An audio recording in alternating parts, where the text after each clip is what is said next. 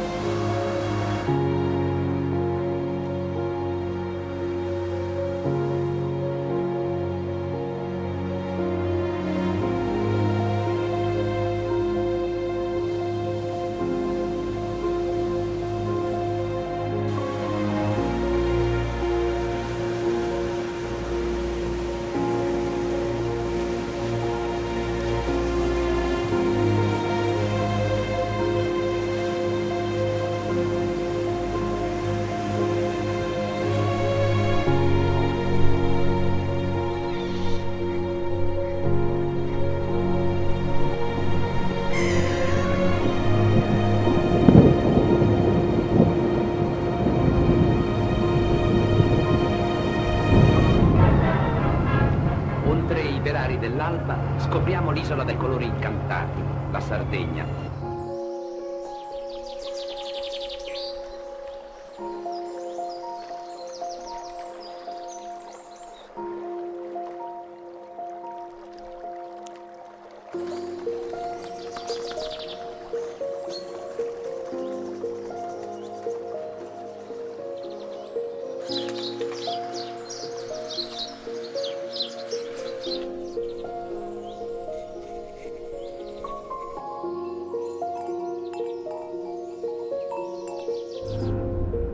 In Sardegna c'è la montagna. È essa che è responsabile, quanto se non più del mare, dell'isolamento delle popolazioni.